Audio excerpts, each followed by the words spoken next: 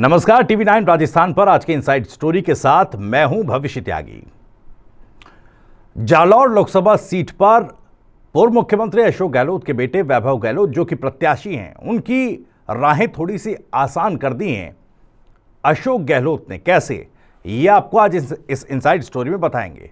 इसके अलावा ये भी बताएंगे कि बांसवाड़ा में जहां कांग्रेस पार्टी ने बीएपी को समर्थन तो दे दिया, लेकिन बांसवाड़ा का खेल अभी उलझा हुआ ही है और जो समर्थन देने के साथ ही गठबंधन एक सतह पर आया है, वो गठबंधन क्या खोखला है, ये सवाल उठ रहा है। आखिर क्यों उठ रहा है, इस पर बात करेंगे।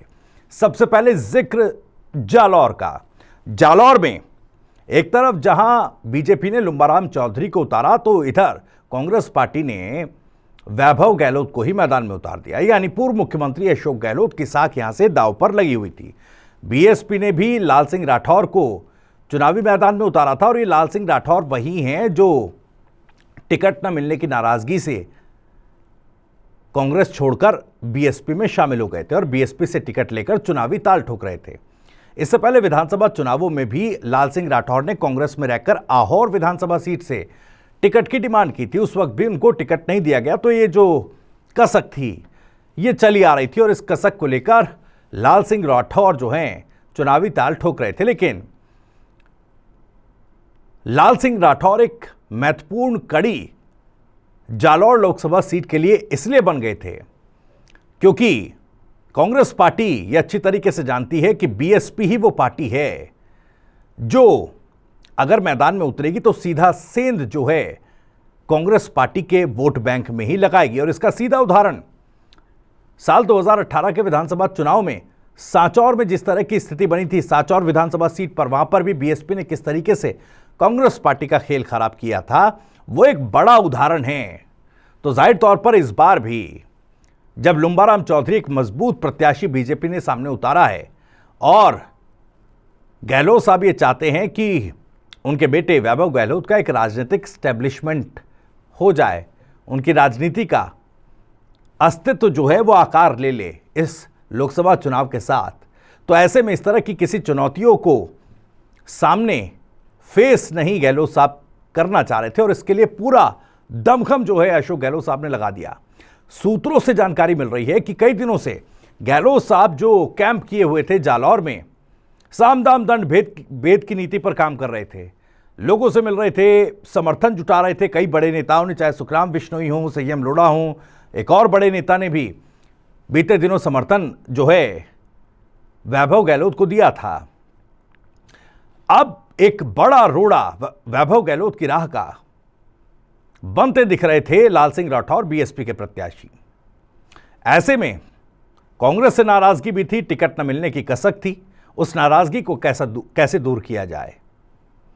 अब देखिए, नामांकन लेने की आखिरी तारीख तक गहलोत साहब ने अपना सियासी जादूगरी दिखाकर वो नाराजगी आखिर दूर कर ही दी। लेकिन ये नाराजगी दूर कैसे हुई, वो जादू चला कैसे, ये आपको इस इनसाइड स्टोरी में बताने जा रहा हूं। दरअसल अंदर खाने सूत्रों के हवाले से खबर है, चूंकि पार्टी से अलग हो गए थे, कांग्रेस से अलग होकर बीएसपी ज्वाइन कर ली थी लाल सिंह राठौर ने, तो मुलाकात हुई है बीती रात मुलाकात अशोक गहलोत साहब की और लाल सिंह राठौर की हुई है। इस मुलाकात में नाराजगी दूर की गई, पार्टी में वापस आने का इनविटेशन दिया गया और कहा तो यह भी जा रहा है, सियासी जो जानकार हैं जो इस खबर को फॉलो कर रहे हैं, वो ये कह रहे हैं कि पार्टी में एक बड़ा पद दिलाने का आश्वासन भी पूर्व मुख्यमंत्री अशोक गहलोत ने लाल सिंह राठौर को दिया है। महासचिव पद को लेकर भी बातचीत चल रही है। कुछ इस तरह की खबरें सूत्रों के हवाले से आ रही हैं और इस तरह की तमाम चुनौतियों से निपटने के लिए जालौर लोकसभा सीट पर सैकड़ों करोड़ का बजट भी एक तय किया गया है।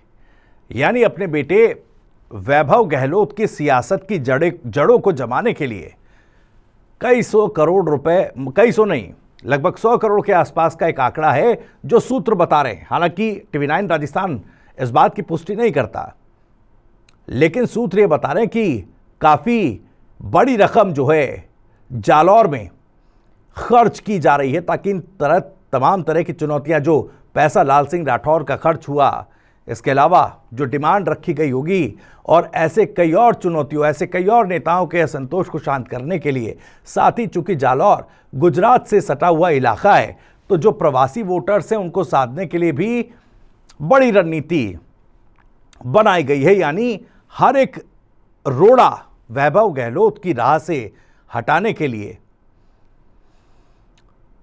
रणनीति जो है गहलोत साहब ने तैयार कर ली। एक तरीके से कहें तो कारपेट बिछा दिया। अब चुनौती सिर्फ चुनावी है। लुम्बाराम चौधरी को किस तरीके से मात दें वैभव गहलोत, इसी पर उनका सियासी भविष्य टिका हुआ है कि जिस तरह की रणनीति अपने बेटे को राजनीति में एस्टैब्लिश करने के लिए गहलोत साहब ने बनाई, क्या वाकई कामयाब हो पाएगी? क्योंकि देखिए, एक सोची समझी रणनीति के तहत पूर्व मुख्यमंत्री अशोक गहलोत ने जालौर की सीट ही अपने बेटे के लिए चुनी।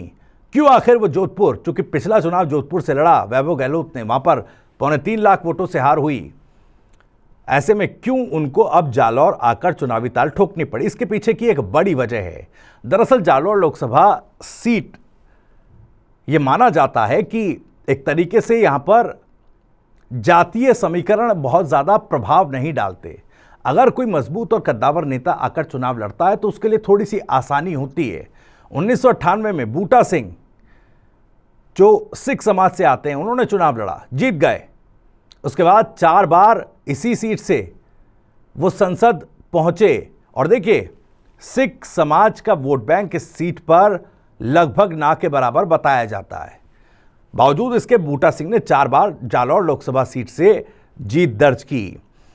अब देखिए, आज भी अशोक गहलोत ने जब जनसभा को संबोधित किया तो उन्होंने कहा कि देखिए, मैं माली समाज का इकलौता विधायक था और राजस्थान के गुलदस्ते को बड़ा सहेज कर संवार कर रखा।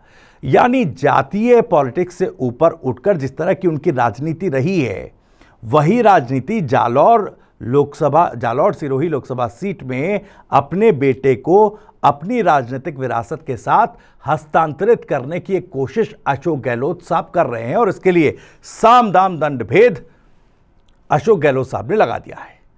अब इतनी कोशिश के बाद नतीजे क्या अनुकूल अशोक गहलोत के होंगे, वैभव गहलोत के होंगे, आने वाला वक्त बताएगा। खैर, दूसरी तरफ चलते हैं। कांग्रेस, जिसने बीती रात बीएपी को बांसवाड़ा सीट पर समर्थन दे दिया। हालांकि यहां से कांग्रेस की तरफ से एक तरीके से कहें तो डमी कैंडिडेट अरविंद डामोर ने नामांकन भरा था। अब जैसे ही समर्थन दिया, जैसे ही ये सोशल मीडिया प्लेटफॉर्म पर सुखजिंदर सिंह रंधावा साहब ने, जो कि प्रभारी हैं राजस्थान कांग्रेस के, जब ये पोस्ट किया तो लगभग उसी समय से अरविंद डामोर ने फोन अपना बंद किया और गायब हो गए। अब किसका इशारा मिला, क्या नहीं मिला, इसकी कोई औपचारिक जानकारी तो नहीं है, लेकिन अंदर खाने खबरें हैं कि सूत्र जो बता रहे हैं, महेंद्रजीत सिंह मालवीय के इशारे पर यह सब किया गया। अब बांसवाड़ा पर समर्थन तो दे दिया, लेकिन आज जब नामांकन वापस लेने की अंतिम तारीख थी तो अरविंद डामोर का नामांकन वापस नहीं हुआ। अब सवाल ये उठ रहा है कि अरविंद डामोर क्या वाकई चुनाव लड़ेंगे और क्या कांग्रेस का पर्चा, कांग्रेस के निशान पर ही वो चुनाव लड़ेंगे? हालांकि इसके तकनीकी पहलू क्या हैं, किसी और स्टोरी में हम आपको बताएंगे कि चुनाव आयोग की स्क्रूटनी की जो प्रक्रिया है और पर्चा रद्द होने की जो प्रक्रिया और उसके पैमाने हैं, वो क्या कुछ है, ये किसी और स्टोरी में आपको बताएंगे। लेकिन क्या ये समर्थन जो आखिरी पलों में कांग्रेस पार्टी की तरफ से किया गया है, ये जो गठबंधन सतह पर आया है, क्या ये खोखला है? खोखला शब्द का इस्तेमाल हम इसलिए कर रहे हैं क्योंकि देखिए, केवल बांसवाड़ा डूंगरपुर लोकसभा सीट पर ही ये पेच नहीं था।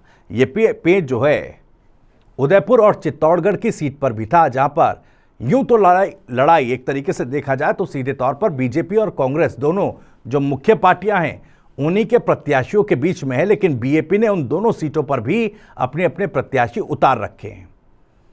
अब कायदे से तो चूंकि बीएपी उन दोनों सीटों पर इतनी मजबूत नहीं है, तो इस गठबंधन के तहत बांसवाड़ा में अगर कांग्रेस पार्टी अपना उम्मीदवार नहीं उतार रही है तो फिर बीएपी चित्तौड़गढ़ और उदयपुर में उसे पीछे हटना चाहिए था। क्या कोई गठबंधन इस तरह से हो सकता है कि बांसवाड़ा में आप समर्थन कर रहे हैं लेकिन दो बाकी सीटों पर आप प्रतिद्वंदी के तौर पर एक दूसरे को नुकसान पहुंचा रहे हैं? इस तरह की गठबंधन की अगर शर्तें रखी गई हैं तो मुझे लगता है कि वाकई ये गठबंधन खोखला ही है। खैर, अभी आने वाले समय में देखना है कि क्या इशारा बीएपी की तरफ से अपने उम्मीदवारों को जाता है। चित्तौड़गढ़ और उदयपुर के अपने जो प्रत्याशी हैं उन्हें बीएपी क्या संकेत देती है, क्या इशारा देती है। लेकिन बांसवाड़ा में जो स्थिति फंसी हुई है उससे इस गठबंधन की मजबूती पर कई सवाल खड़े हो रहे हैं। और इसी सवाल के साथ आज इस इनसाइड स्टोरी में इतना ही। अगर आपको ये वीडियो और जानकारी पसंद आई हो तो वीडियो को लाइक करें, ज़्यादा से ज़्यादा शेयर करें।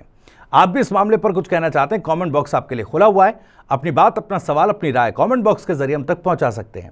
और राजस्थान से जुड़ी और भी तमाम खबरों को सबसे पहले जानने के लिए आप सब्सक्राइब जरूर करें। TV9 राजस्थान। नमस्कार।